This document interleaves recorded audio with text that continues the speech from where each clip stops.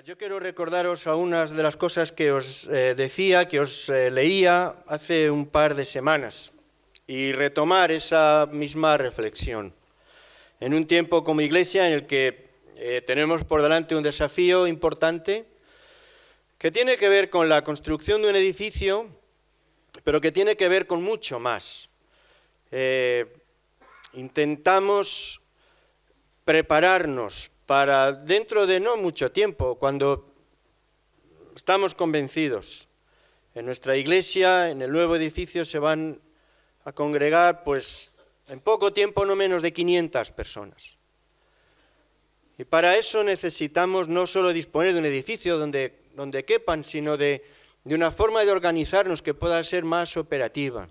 Y sobre todo de ministerios que puedan responder a las necesidades de las personas que vayan llegando, y ministerios que puedan ofrecerse a todas las personas alrededor de la iglesia, de forma que podamos ser elementos de bendición en el nombre de Jesucristo. Y todo eso es complejo de hacer, y como os decía el domingo pasado, estamos a medio camino de muchas cosas, a medio camino aún de terminar la obra, no exactamente a medio camino, pero todavía con líos por resolver, a medio camino en cuanto a los recursos económicos, a medio camino en ese rediseño de la vida ministerial de la Iglesia, a medio camino de organizar, de prepararnos. Y como os decía, ese es el tramo del camino en el que la Iglesia es más vulnerable. Y por eso pues reclamo vuestra atención. Según dicen los que saben de estas cosas, al principio del camino todo es entusiasmo, todos son promesas por cumplir y expectativa grande. Y cuando ya se está llegando y prácticamente está todo hecho, pues como uno a la vista lo tiene todo, pues es fácil entusiasmarse también. A medio camino, lo que prevalece a la vista son las dificultades. Y por eso es el tiempo y el momento en que la Iglesia es más vulnerable. El momento en que los hermanos que están directamente implicados en todo ese recorrido son más vulnerables. El momento en el que los hermanos del Consejo de la Iglesia son más vulnerables. El momento en el que el pastor es más vulnerable. Pero como os decía también, yo que soy consciente de al menos buena parte de las dificultades y de muchas de mis limitaciones, soy muy optimista. No es la palabra, optimista suena a una cosa así, pero desde luego tengo una visión absolutamente positiva de lo que está por venir. Como gusta decir a una buena amiga, yo, en cuanto al futuro de la Iglesia, me temo lo mejor.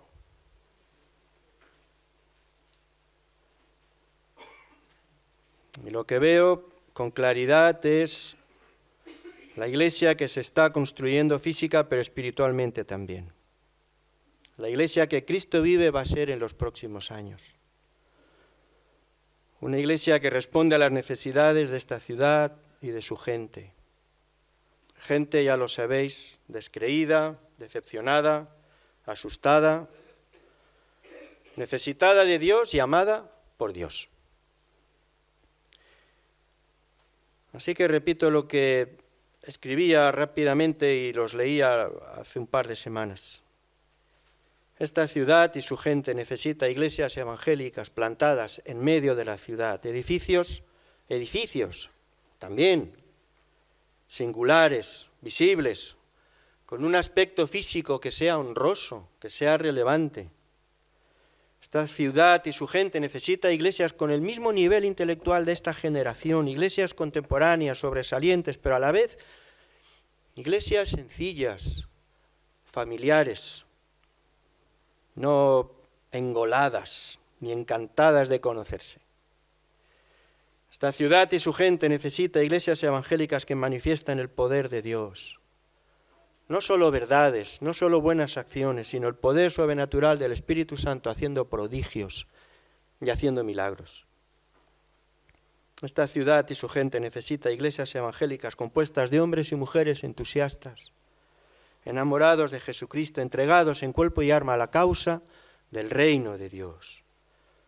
Hombres y mujeres que no piensan en sí mismos, que no se reivindican a sí mismos, porque viven para adorar a Dios y para servir a sus semejantes en el nombre de Jesucristo. Estas son las iglesias que van a transformar la ciudad de Madrid. Y yo estoy convencido que Cristo vive va a ser una de esas iglesias. Y como os decía el otro día, hace tiempo que me acompaña una visión, una imagen cuando pienso en Hortaleza. Y es una imagen nítida. Veo multitudes de personas que se acercan a ese edificio en un número como el que ahora mismo apenas sucede en los estadios de fútbol, cuando a la hora del partido de todos los rincones de la ciudad, de todas las calles que desembocan en el estadio, llega gente y gente y gente. Yo veo eso mismo llegando a la iglesia. En coche, salen del metro, vienen subiendo la avenida, entrando por los 4 costados, porque la iglesia está llena de puertas por todos los sitios. Y veo dentro una comunidad formada por personas de distintas generaciones, hombres y mujeres, niños, jóvenes, adultos, ancianos, familias enteras, personas solas, que adoran a Jesucristo con pasión, que cantan a pleno pulmón, que vibran con el gozo del Espíritu. Una comunidad donde se predica la palabra de Dios con rigor, con entendimiento, pero también con unción y con poder. Una comunidad abierta, que acoge sin reservas a esa gente que no deja de entrar y que se ofrece en el nombre de Jesucristo y en el poder del Espíritu para servir y para bendecir.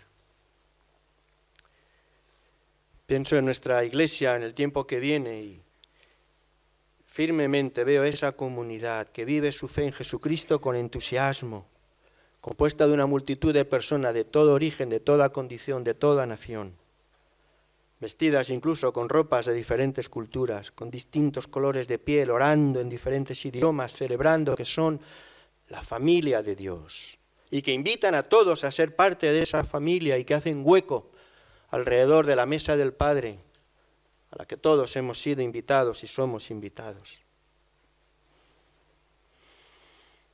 Hoy vemos todo ese proyecto como, ¿recordáis esa imagen típica, esa ilustración que se suele utilizar? Vemos todo ese proyecto como un tapiz por la parte de atrás, hilos por ahí medio sueltos, nudos, todo eso ahí medio feo. Y es verdad, hoy lo que vemos, porque es lo primero que tenemos delante, pues son las dificultades y algunos errores cometidos y algunas molestias y nos enfadamos y hay conflictos y diferencias. Pero todo eso pasará.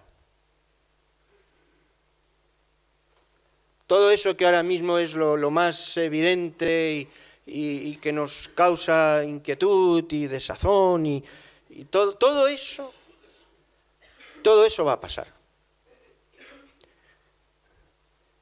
Dentro de un tiempo, nadie se va a acordar de eso.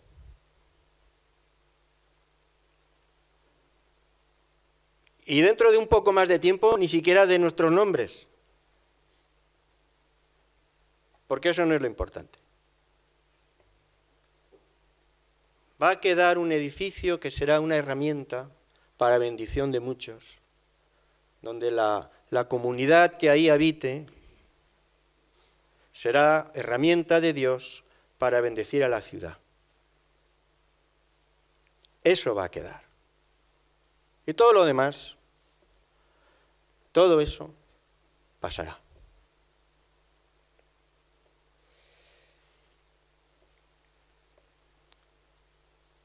De esa herramienta hermosa para cumplir la misión de Dios, de eso se trata. No de la herramienta siquiera, sino de la misión que en ese lugar se va a desarrollar.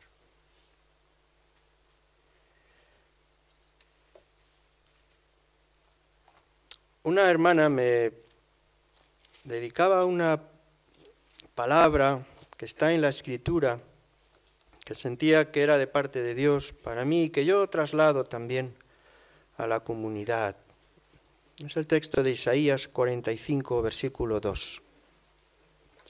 Lo dejo solo para compartirlo porque yo quiero que pensemos en otro pasaje que leeremos después. Pero esta palabra, Isaías 45, 2, yo iré delante de ti y enderezaré los lugares torcidos, quebrantaré puertas de bronce, cerrojos de hierro haré pedazos, y te daré los tesoros escondidos y los secretos muy guardados, para que sepas que yo soy el Señor, el Dios de Israel, que te pongo nombre. Ni puertas de bronce, ni cerrojos de hierro, ni dificultades, ni aun nuestras propias torpezas. Nada de todo eso estorbará que el Dios Todopoderoso levante en medio de Madrid, junto con otras comunidades, una comunidad que en los años y en las décadas que vienen honren al Señor, cumpliendo la misión que se nos ha encomendado. Y de esa misión quisiera compartiros esta mañana, tal como el propio Señor Jesucristo la presenta en el Evangelio de Lucas, en el capítulo 24.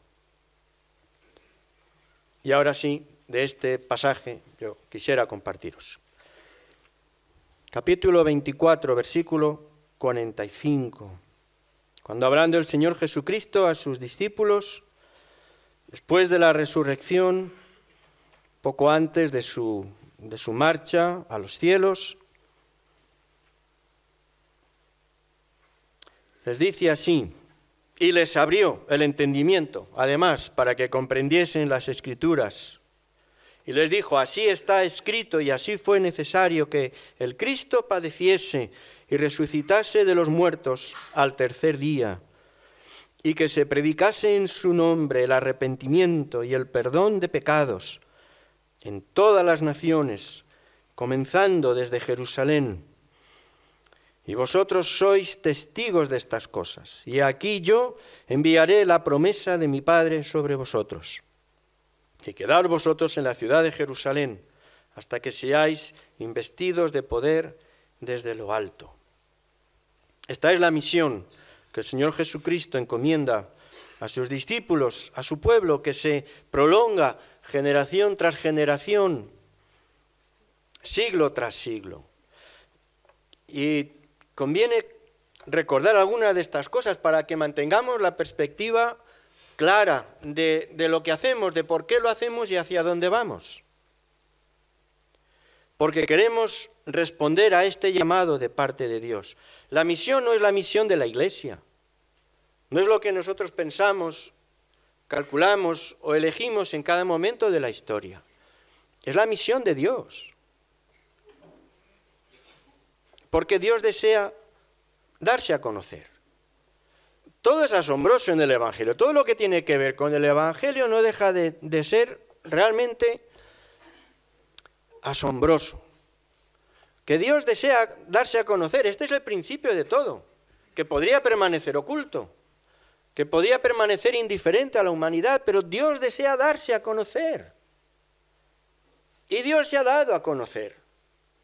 Todo lo que encontramos en la Biblia tiene que ver con esa intención de Dios, del Dios eterno, del Dios de los cielos, del sobrenatural, del todopoderoso, de hacerse cercano, de darse a conocer, de acercarse a cada persona, de llegar a cada corazón. Este es el sentido, el propósito, la orientación y el inicio de la misión de la que después la Iglesia se hace eco, pero es Dios. Toda la Biblia nos habla de un Dios que es misionero. Ya en el Antiguo Testamento, como alguien ha recordado, el Antiguo Testamento no comienza con Abraham y no comienza con Israel, comienza con Adán, porque es para todos. Y no comienza con el pacto, de Dios con Abraham. El Antiguo Testamento comienza con la creación. Por eso el Dios de Israel, y mira que le cuesta a Israel entenderlo, el Dios de Israel no es un Dios local, no es un Dios nacional, es el creador del cielo y de la tierra, es el Señor de las naciones. En varias ocasiones, aún en el Pentateuco, se insiste una y otra vez que Dios es Dios de toda la humanidad. Y la llamada a Abraham y a Israel tiene que ver con ese sentido universal, porque la intención de Dios era bendecir a partir de Abraham a todas las naciones de la tierra. Serán benditas en ti todas las familias de la tierra. De alguna manera, en fin, Dios toma una persona, toma un pueblo que sirva de trampolín para alcanzar a toda la humanidad. Eso de que es en el Nuevo Testamento, es Jesucristo, o es el apóstol Pablo que extiende, eso es una necedad. Es no conocer 4 cosas básicas de la Escritura.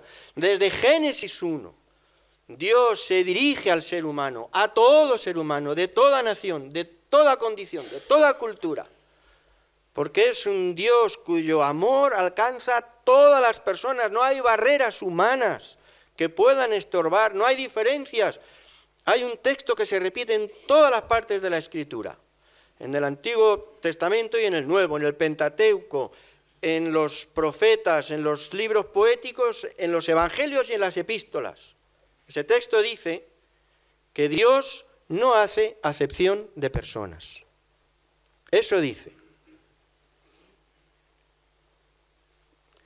Por eso, el apóstol Pablo, que procede de ese trasfondo fariseo, un conocedor profundo de la ley, un sentido tan elevado de su propia condición como judío, llega a decir a los cristianos de Galacia, eran judíos, les dice: vosotros, si sois de Cristo, ciertamente linaje de Abraham sois. Hijos de Abraham en el sentido más valioso, en el sentido de la fe, no el de la nación. Linaje de Abraham sois y herederos según la promesa. Dios es un Dios misionero, en el sentido de que sus propósitos quieren alcanzar a toda la humanidad por igual. Y cuando el Señor Jesucristo se nos da a conocer, y Juan el Bautista, recordáis, le reconoce y le señala, le dice: mira, este es el Cordero de Dios, que quita el pecado de Israel, que quita el pecado de los religiosos, que quita el pecado de los occidentales, que quita el pecado del mundo, Como Iglesia no desarrollaremos un ministerio potente a menos que participemos de esta misma visión de Dios. ¿Recordáis aquella expresión? ¿Quién era, Fernando? De Guillermo Carey, de Wesley, ¿no? El mundo es mi parroquia. De Wesley, ¿verdad? ¿Dónde está cuál es nuestro contexto? ¿Cuál es nuestro objetivo? ¿Dónde estamos alcanzando? ¿Para dónde nos movemos? ¿Para nuestro barrio? ¿Para lo otro? ¿Para estos? ¿Para aquellos? ¿Recordáis este hombre de Dios poderoso del siglo XVIII en Inglaterra? El mundo es mi parroquia. Todo el mundo. Queremos haber descubierto el universo ahora, que todo el mundo repite la misma expresión, aquello de pensar globalmente y actuar localmente, ¿no? Eso es, todos los grupos que apuestan por la microutopía, todas estas cosas, insisten en esta expresión, ¿no? Pensar globalmente y actuar localmente. Bueno, pues eso dice el Evangelio, desde hace ya mucho. Una visión global, que después se traduce en una acción concreta allá donde nos encontremos. Esta es la percepción del Padre y esta es la percepción del Hijo, y desde luego este es el impulso del Espíritu. El libro de los Hechos, desde Pentecostés a Jerusalén, a Samaria, a Cornelio el gentil, a las provincias de Galacia, de Asia, de Macedonia, de Acaya. Es interesante porque el libro de los Hechos termina con el apóstol Pedro prisionero, pero no en cualquier sitio, preso en Roma, en la capital del imperio, desde donde el Evangelio se va a extender y multiplicar por todos los rincones del imperio. No es casual. Y las iglesias de las que se nos narran las epístolas y las recomendaciones que ahí encontramos siempre la misma cosa, no iglesias introvertidas, vertidas hacia adentro, sino extrovertidas, vertiéndose, volcándose hacia afuera. Hijos de Dios sin mancha en medio de una generación maligna y perversa, en medio de la cual resplandecéis, dice Pablo a los filipenses, como luminares en el mundo. Mirar más allá, siempre mirar más allá. En términos de iglesia, de ministerio, de misión, siempre mirar más allá. En lugar de ese sentido, más bien de volcar hacia adentro, de guardar lo propio, de guardarlo de uno, de conservar lo que tenemos, de mantenerla. Romper ese sentido, con una visión que no tiene que ver con una cuestión de marketing ni nada parecido, sino con participar de la propia visión de Dios, que es universal, que siempre es abierta, que siempre se extiende, que siempre aspira más, que siempre arriesga. Pero esta es la idea. Y así llegamos a Apocalipsis, donde se nos muestra la consumación de todas las cosas, y en varias ocasiones se nos habla de esa multitud que adora a Dios, ¿recordáis? Una multitud, efectivamente, dice el texto, de muchos orígenes, de muchas naciones, de muchas lenguas, pero el énfasis del texto no está en eso, no está en que sean diversos, sino que siendo diversos es un solo pueblo que proclama con una sola voz la salvación que viene de Dios. Dice un autor cristiano recientemente fallecido que la tragedia de la Iglesia, habla en términos sociales, es monárquica cuando la sociedad tiene una monarquía y es republicana cuando la sociedad es republicana y participa, es decir, siempre es de lo que toca. Hoy somos nacionalistas porque es lo que hay. Pero lo peculiar del Evangelio, hay siempre un elemento diferencial, un elemento distinto. Y en lo que tiene esta cuestión tiene que ver con esta realidad. Un pueblo que por toda la eternidad celebra la salvación de Dios en Jesucristo, de manera que la vieja promesa hecha por Dios a Abraham al principio de la Escritura, ser bendición a todas las naciones, sirve de cierre a esa misma Escritura en Apocalipsis, celebrando que la voluntad de Dios se ha cumplido a pesar de todo y contra toda dificultad. Claro que tiene sentido. Lo que Dios promete al principio se cumple al final. Y en ese recorrido, el pueblo de Dios le corresponde el desarrollo, el anuncio, la proclamación y la encarnación, aunque sea frágilmente, de ese propósito. ¿Cuál es el mensaje? Puestos a hablar de la voluntad de Dios para con todos, ¿cuál es el mensaje? El Señor Jesucristo en el texto de Lucas nos recuerda esto, que se predique en su nombre el arrepentimiento y el perdón de pecados en todas las naciones. El arrepentimiento del pecado de la rebeldía y de los frutos pecaminosos de esa rebeldía. La salvación en Dios, la reconciliación con Dios en Jesucristo.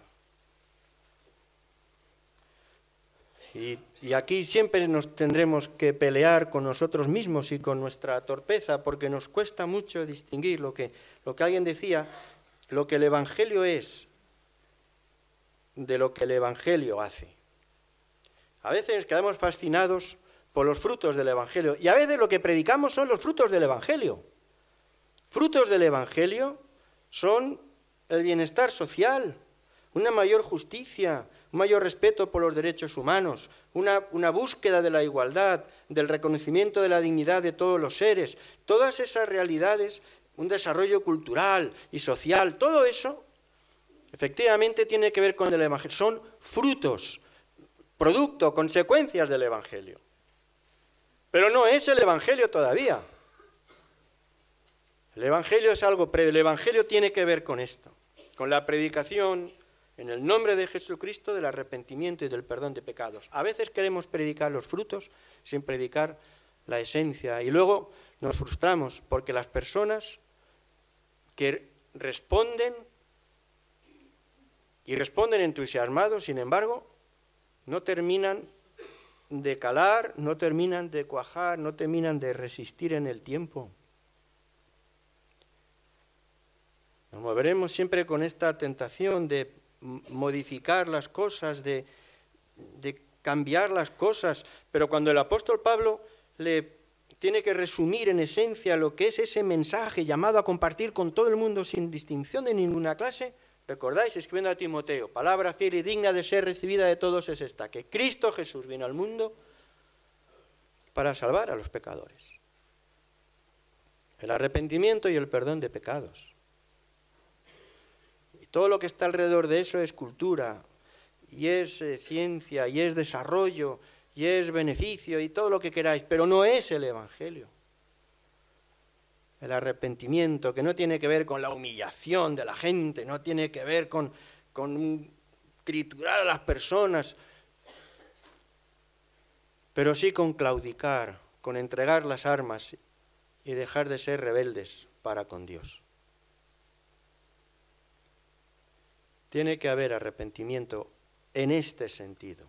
Y algunos probablemente de muchas otras cosas, pero en esencia tiene que haber un punto en que la persona renuncia a ser, ¿cómo era eso? Capitán de su barco, no sé qué, de su destino. ¿Recordáis esa frase, no? ¿Cómo era eso, Katy? ¿Tú te acuerdas? Lo hacíamos el otro día. Bueno. El que manda, ya está. Dicho en poema queda como más bonito, pero en esencia es esto. Hay que entregar el timón de la propia persona y dejarlo en Dios. Ese es el mensaje, que pasa efectivamente por la cruz. Comentábamos el otro día en otro contexto, pero tan llamativa, y a mí personalmente siempre vuelvo, con frecuencia vuelvo sobre ese pasaje, esa manera en que el apóstol Pablo se presenta en Corinto para predicar el Evangelio, para predicar este mensaje de la reconciliación con Dios, para anunciar la voluntad de Dios, la buena voluntad de Dios para con todas las personas sin distinción. Y lo hace en un contexto que no es judío, sino gentil. En Corinto, una ciudad griega tan amante de la sabiduría, de la palabrería, parecidos a los de Atenas. ¿Qué definición más pobre de lo que a veces pretenden ser intelectuales? En ninguna cosa estaban más ocupados que en escuchar algo nuevo. El diálogo, los dialólogos. Hablar, sin que nada cale. Y en ese contexto el apóstol Pablo, que es un intelectual, alguien a quien nadie puede reprocharle falta de saber ni de la religión judía ni de la cultura griega, se planta en medio de la ciudad y les dice: yo me propuse no saber entre vosotros ninguna otra cosa sino a Jesucristo y a este crucificado. ¿Recordáis? Y ni mi palabra ni mi predicación, capítulo 2, versículo 4, fue con palabras persuasivas de humana sabiduría, sino con demostración del Espíritu y de poder, para que vuestra fe no esté fundada en la sabiduría de los hombres, sino en el poder de Dios. Me propuse no saber otra cosa que justo ese elemento escandaloso para toda mente humana, que Dios pueda ser crucificado y morir. Bueno, pues ese es el centro del Evangelio. A tal punto es así radical que cuando escribe a los Gálatas, recordáis, Gálatas capítulo 1, versículo 8, si nosotros mismos o un ángel del cielo os anunciare otro evangelio diferente, sea anatema, caiga bajo maldición. Si nosotros mismos, que nos conocéis, que nos queréis, que nos respetáis, pero si nosotros nos diera un algo y de pronto predicamos otra cosa, o si viene otro, o un ángel que parece que viene del cielo, pero dice otra cosa, que no sea este Cristo crucificado para perdón de los pecados por el arrepentimiento, echarle fuera, sea maldito, es otra cosa, esto no es el Evangelio. Todo Evangelio, generación tras generación, girará en torno al mismo elemento escandaloso. Efectivamente, el único elemento del Evangelio que la razón humana, que las personas cultas y que cualquier persona con sentido común, el único elemento que van a rechazar, Cristo crucificado. Todo lo demás se entiende, todo lo demás es bonito. Sermón del Monte, qué cosa más bonita. Si todos viviéramos así, el perdón, qué bonito es eso del perdón. Decir no a la venganza. El libro de Proverbios, cuánta sabiduría. Si es que cualquier persona que lo lea lo va a entender, le va a gustar, efectivamente, todo. Prácticamente todo, excepto una cosa, la cruz. Pero la Iglesia no tiene otro mensaje. Así que miramos hacia adelante y pensamos en términos grandes y nos sabemos llamados de parte de Dios a comunicar su voluntad y a comunicar su verdad. Pero esa voluntad y esa verdad es esta, la cruz, el arrepentimiento y el perdón de los pecados. Versículo 49.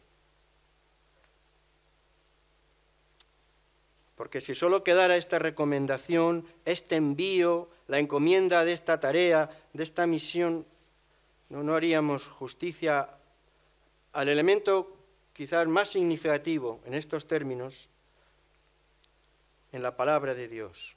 Yo enviaré la promesa de mi Padre sobre vosotros, el Espíritu Santo.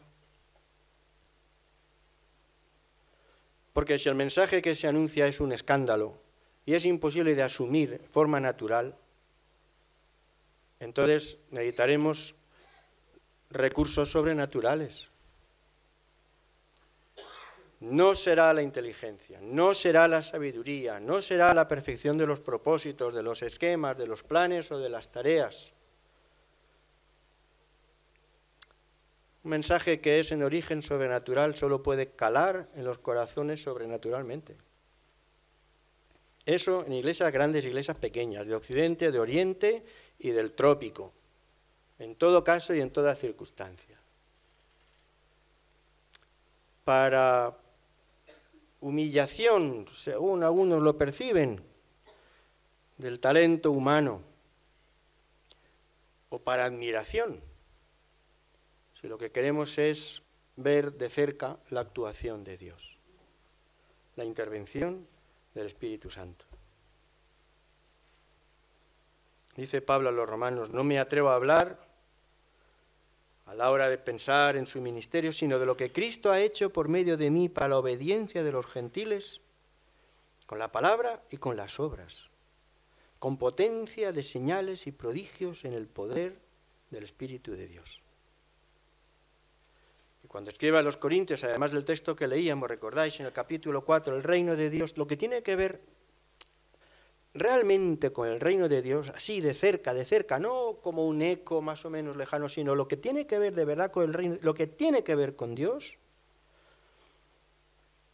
no consiste en palabras, sino en poder.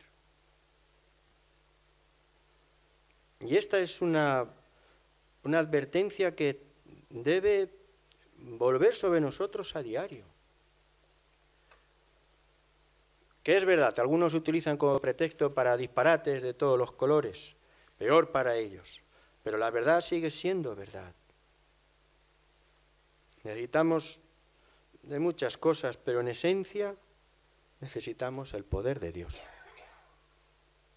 Evidencias del poder de Dios. Manifestaciones claras del poder de Dios. Que a lo mejor se abre el suelo y sale un surtidor de no sé qué, es posible. O a lo mejor es un problema del canal de Isabel II, pero hablamos de evidencias y hablamos efectivamente de la conversión de las personas.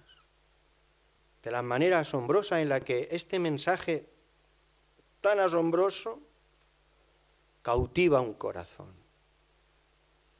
Eso es una manifestación del poder de Dios. que una persona, aun siendo creyente, se vuelva a Dios para ser transformado en su carácter y vencer sus miedos. En fin, en tantas maneras. La evidencia del poder de Dios. La manifestación concreta de la intervención de Dios a través del Espíritu en medio de su pueblo y a través de su pueblo para con todos.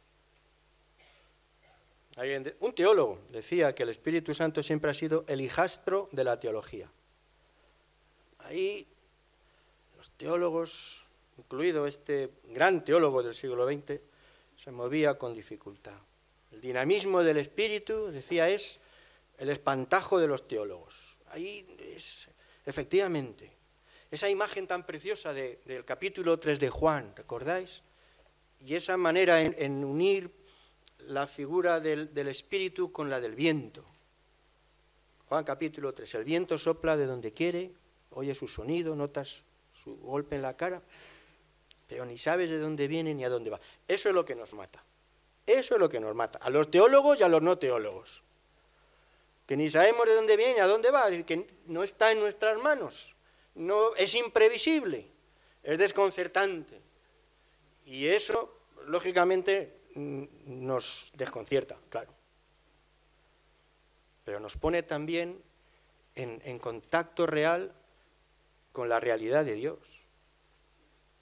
Y eso es lo que hace potente el ministerio de la Iglesia.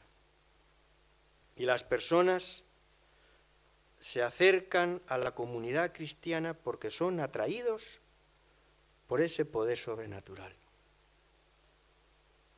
Y desean compartir algo de lo que la gente de esa comunidad expresa. Yo quiero de eso. Lo que esta gente tiene. Lo que esta gente tiene en realidad no tiene nada. Son tenidos por el Espíritu, actuando en nuestras vidas.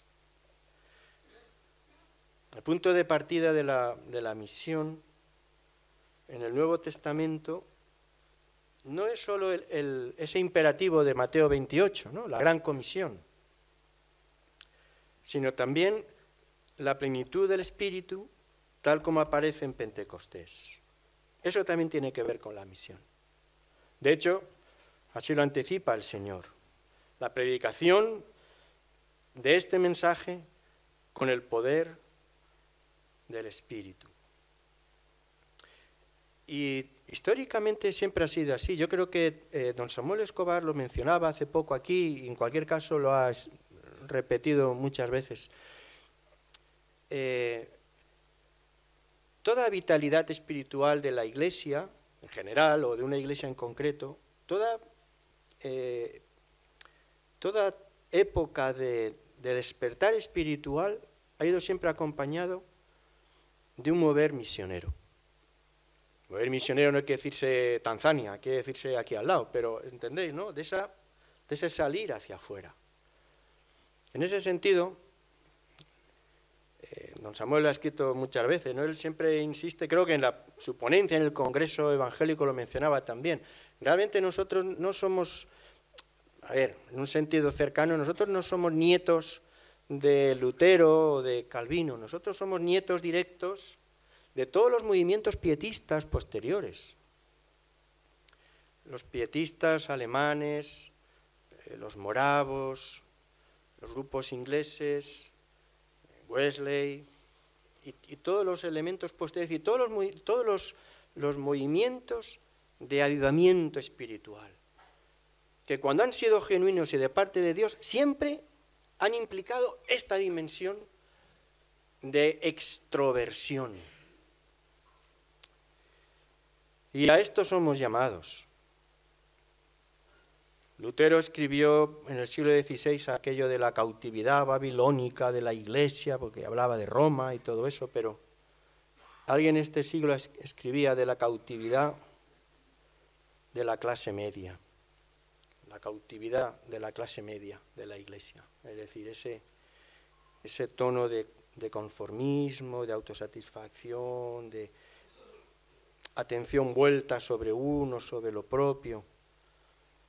Y no se participa de esta misión, no se vive esta realidad sin pagar algún precio en términos de promoción personal, de bienestar, no hay manera. Nosotros, la Iglesia Cristo vive, va a ser parte de algo poderoso de Dios en los próximos años. No es una forma de hablar, y mira, es que quiere decir algo bonito, y no tiene que ver con eso. Hay una firme convicción espiritual sobre la que no es posible hablar de muchos detalles, porque no los conocemos, pero sí de esta realidad. La Iglesia Cristo vive, junto con otras comunidades, van a ser protagonistas de una bendición poderosa a esta ciudad por la obra del Espíritu. Y eso será lo mejor que le pueda pasar a la Iglesia, para su propia bendición. Hay un viejo refrán que dice que el águila que no vuela ensucia el nido. Y es una imagen muy gráfica. Volcados sobre nosotros mismos, no haremos más que enredarnos y empobrecernos, encorvarnos sobre nosotros mismos hoy y mañana. Siempre nos empobrecerá, porque contradice el movimiento natural de Dios, que es un movimiento de extensión y de expansión. Abriéndonos, volcándonos hacia afuera, no perdemos. Al revés, ganamos la compañía de Dios. Y esa visión debe el Espíritu de Dios hacerla calar más y más en nosotros.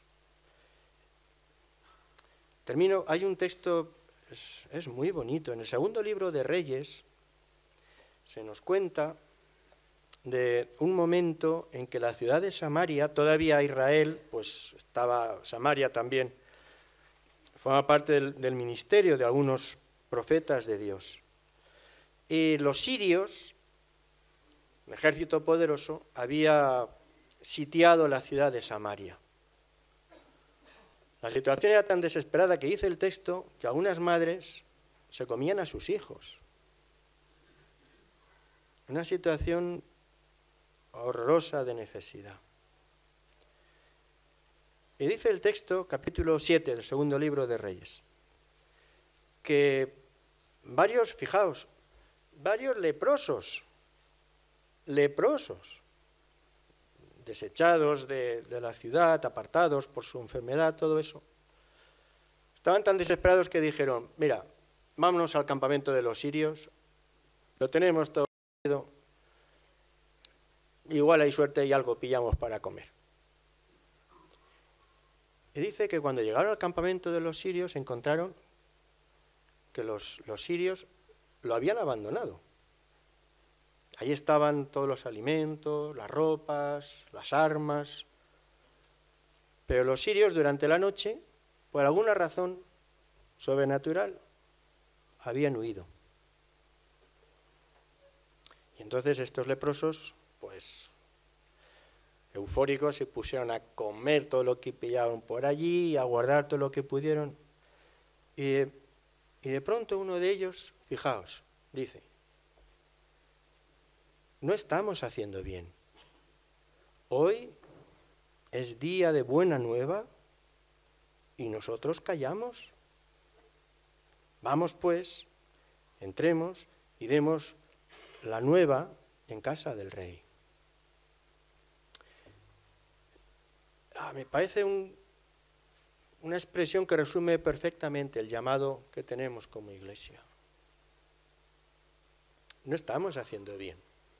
Si estamos pensando en nosotros, si estamos ocupados en nosotros, normalmente en el de al lado, más que en nosotros, si estamos discutiendo de esto y de aquello, dándole vueltas siempre en torno a nosotros, no estamos haciendo bien. Porque hoy es día de salvación. A nuestro alrededor hay multitud de personas desesperadas y nosotros hemos encontrado dónde está la respuesta, de dónde se pueden nutrir. No podemos callar. No estamos haciendo bien. Cada vez que volvemos sobre nosotros mismos, cada vez que la mirada, la atención se centra en nosotros, no hacemos bien. Porque hoy es día de salvación y no podemos callar. De esta misión, de esta tarea, de este precioso llamado de parte de Dios, nosotros que hemos sido bendecidos porque, como decía Mariano, otros antes pensaron un poquito más en nosotros que en ellos mismos, pues de esta llamada de parte del Señor queremos ser parte. La Iglesia será parte.